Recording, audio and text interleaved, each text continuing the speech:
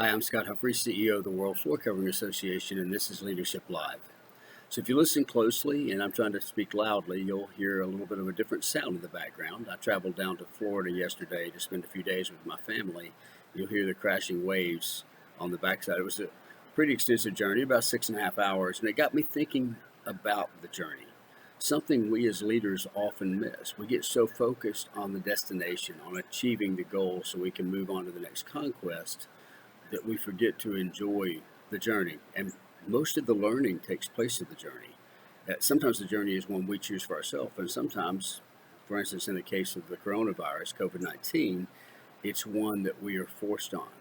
But we can learn from it either way. It reminded me of an event that happened last December with my mom.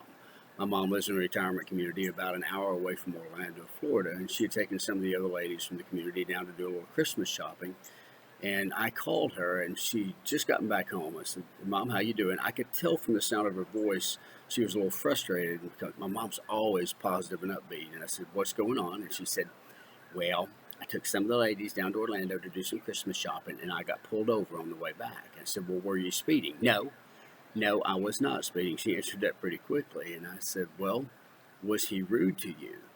"No, the officer was quite nice. He was very polite." And I said, "Well, what happened?"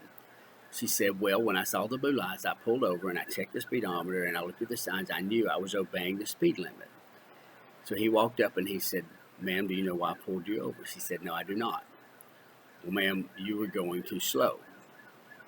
"You mean I wasn't speeding?" "No, ma'am, you weren't speeding, but going too slow can be just as dangerous as going too fast." She said, "But I was obeying the signs. I followed them to the T." He said, "Ma'am, this is Highway 27. That is not the speed limit." "Oh, I'm so sorry." And so he was very polite. She said he took her driver's license, went back and checked everything out. But on the way by her back seat, he paused for a moment and looked inside. And when he came back through, he said, "Well, ma'am, I've checked. You have a good driver's record, so I'm going to let you go with a warning. But I noticed the ladies in your back seat don't look real well. Do I need to call somebody for help for you?" He said, "One of them's head is kind of plastered up against the window. Another one is breathing into a bag." And she said, "No, no, that's my fault. Just prior to you pulling me over, we were on Highway 135. I was obeying those signs too." Now, okay, Mom, that didn't happen. I made that story up, but that's sometimes what happens to us as leaders. We're so focused on getting there that we see signs around us and we don't pay any attention to them. We're not really observing and tweaking as we go.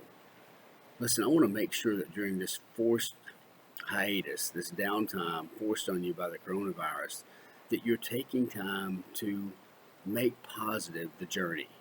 Now, this is the opportunity to tweak your course. It may not be what you had planned. You may have had one destination in mind, and you understand now that you're going to have to go a different route. You're going to have to detour.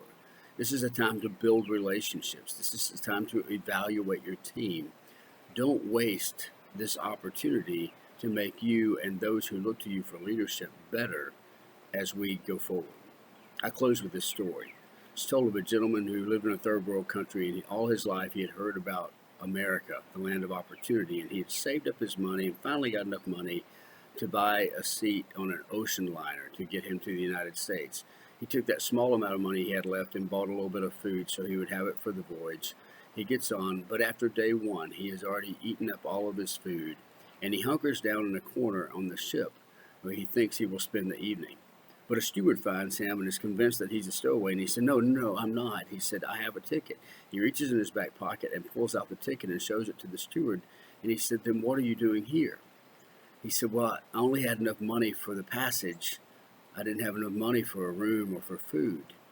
And the steward looks at him and says, "Sir, when you got the ticket, you got it all. Wouldn't it be a shame to go through this experience or to be a member, for instance, of the WFCA and not be taking advantage of all the things that come with your membership?" Listen, if you become a member and that's all you are as a member, then you're not utilizing the resources that are available. You're not enjoying or taking advantage of the journey. There's a WFCA University. You've got all of our lobbying efforts. You have the opportunity to connect with other retailers around the country and around the world. Updated information on legal issues and how they're impacting you. All of this and much, much more. It came with the ticket.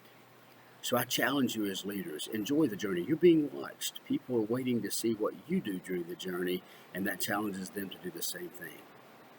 Now, do me a favor. Go out there and lead.